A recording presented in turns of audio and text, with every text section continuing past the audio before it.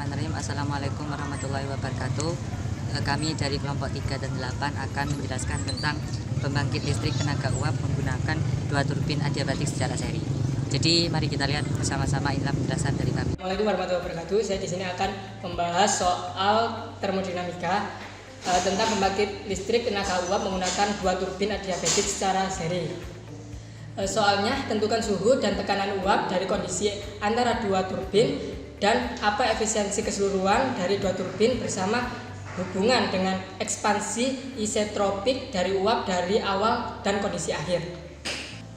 Steam memasuki turbin yang pertama dengan suhu 650 derajat Celcius dan 7000 kPa dan dikeluarkan dari turbin kedua dengan 20 kPa. Sistem ini dirancang untuk mengeluarkan daya yang sama dari 2 turbin dengan efisiensi 78% untuk setiap turbin. Nah, di sini selanjutnya kita akan membahas tentang proses flow diagram dari pembangkit listrik tenaga uap yang dimaksud. Jadi di sini ada beberapa komponen yang diperlukan dalam sebuah pembangkit listrik tenaga uap. Ada boiler, ada turbin, ada kondenser, dan ada pompa. Nah, boiler sendiri dalam sebuah pembangkit listrik tenaga uap memiliki fungsi untuk mengubah alat untuk mengubah dari fase cair menjadi fase uap dengan memanfaatkan panas yang terjadi. Setelah itu masuk ke dalam turbin 1 dan turbin 2. Sebelum kita membahas apa yang dicari dalam turbin 1 dan turbin 2, turbin dalam sebuah PLTU memiliki fungsi sebagai alat untuk mengubah energi kinetik uap menjadi energi rotasi untuk mengalirkan daya berupa listrik. Nah, di sini pada turbin 1 yang dicari adalah entalpi 1,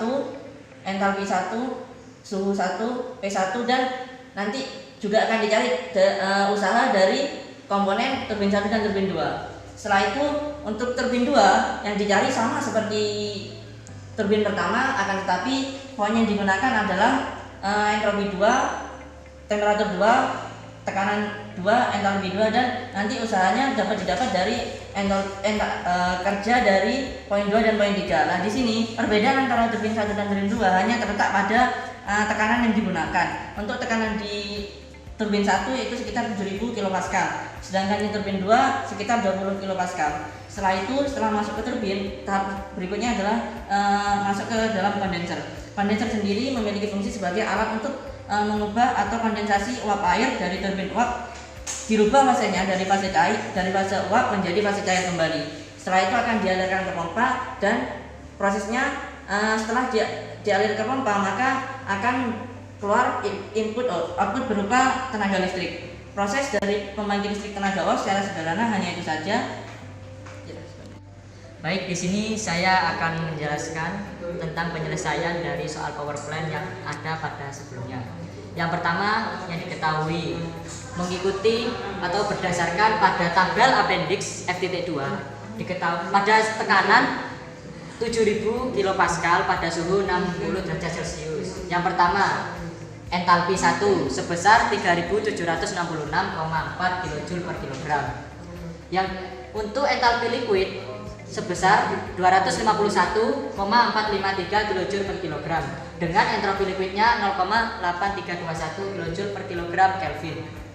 Yang selanjutnya yaitu entropi 1 sebesar 7,2200 kJ per kilogram Kelvin dengan entalpi vapornya sebesar 2609,9 kJ per kilogram.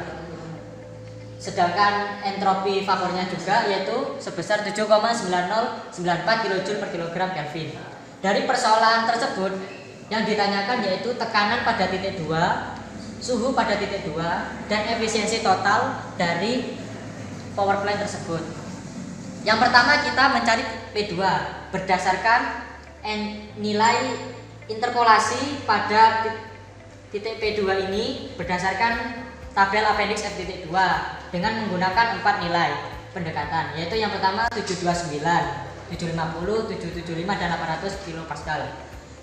Dengan mengikuti tabel ini kita dapat mencari nilai entalpi duanya, yaitu entalpi aksen 2 sebesar 3023,9,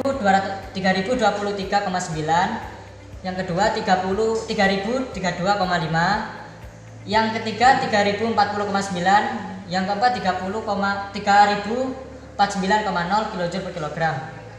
Pada persoalan diketahui efisiensi sebesar 0,78 atau 78%. dengan usaha kerjanya dari titik 1 ke 2 dengan rumus efisiensi dikali entalpi aksen 2 kurangi entalpi 1, dan juga rumus entalpi 2 sama dengan H1 plus usaha kerja yaitu W1 ke 2. Dengan perhitungan yang ada di sini, untuk nilai usaha kerja dari titik 1 ke 2 dapat diketahui dapat menghasilkan nilai minus 579,15. Yang kedua minus 572,442. Yang ketiga minus 565,89. Yang keempat minus 559,572 kJ per kilogram. Yang selanjutnya kita dapat juga mencari H2-nya dengan menggunakan rumus ini dan menghasilkan nilai sebesar 3187,3, yang kedua 3194, yang ketiga 3200,5, yang terakhir 3206,8 kJ per kilogram. Untuk S2-nya ini kita dapat mengetahuinya secara langsung dengan melihat tabel appendix F.2 dari nilai H2, yaitu sebesar 7.049,3939,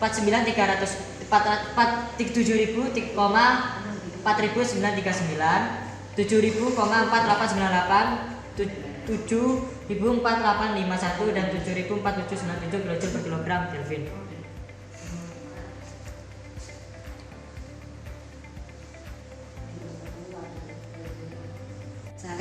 Saya akan meneruskan penjelasan dari perhitungan tadi.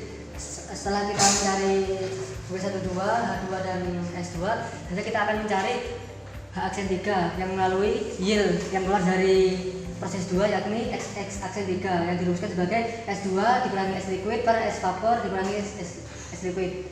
H aksen 3 nya dirumuskan sebagai H liquid plus X aksen 3 dikali H vapor min H liquid. Nah, setelah itu kita mencari W23 nya dengan cara efisiensi dikali H aksen 3 min H2, lalu nyari delta W nya dirumuskan sebagai W12 min W23. Delta W nya itu kita tahu yaitu sekian min 20,817 min 7,811 5,073 17,723. Nah, dari awal kita memiliki ditanya yaitu P2.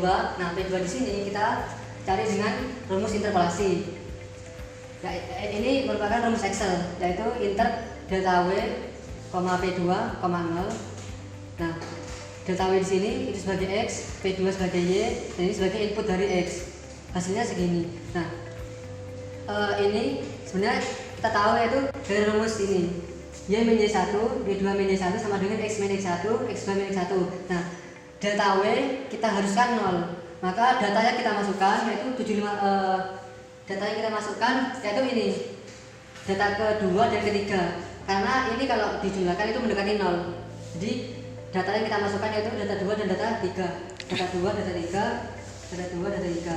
Nah, Y-nya itu merupakan P2-nya. P2 min P1-nya yaitu 750, P2-nya 775, dan X-nya ini kita masukkan 0, dan X1-nya kita tahu X1 itu ini, X1, X2-nya itu ini, sehingga dihasilkan yaitu P2-nya itu 765,16 kilopascal. Seharusnya dengan cara yang sama untuk nyari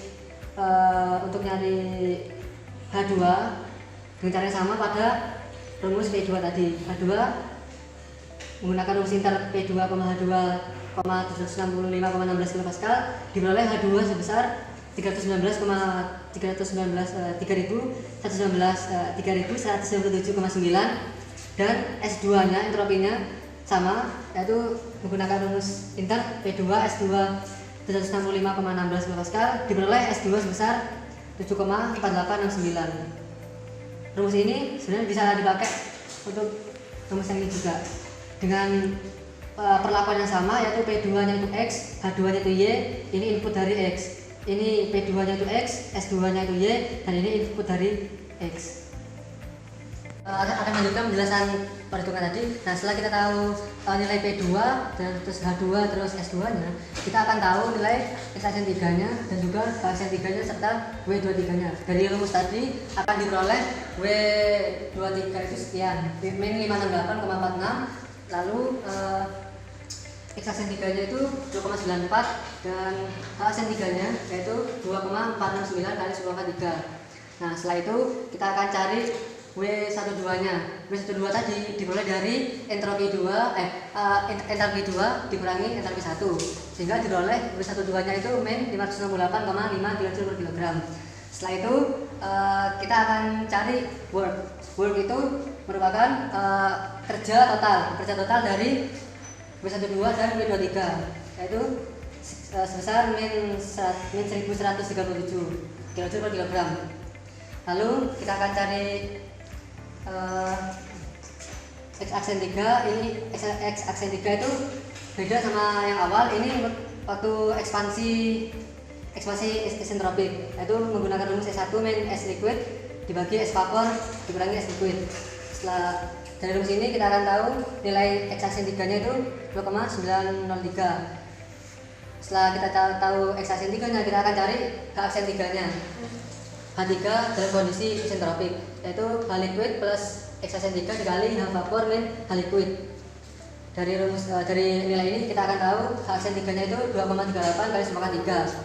Setelah kita tahu H aksen 3, kita akan cari W aksen. Nah, W aksen ini merupakan kerja saat kondisinya itu W13. Jadi kondisinya itu langsung dari 1 ke 3, bukan melalui 1, 2 dan 2, 3, tapi langsung dari 1 ke 3, W13, yaitu besar H aksen 3 min H1, yaitu min 1386,2 kJ/kg.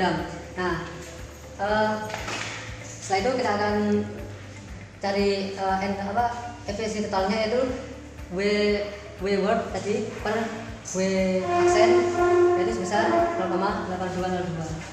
Tentunya sudah menonton video kami, semoga bermanfaat.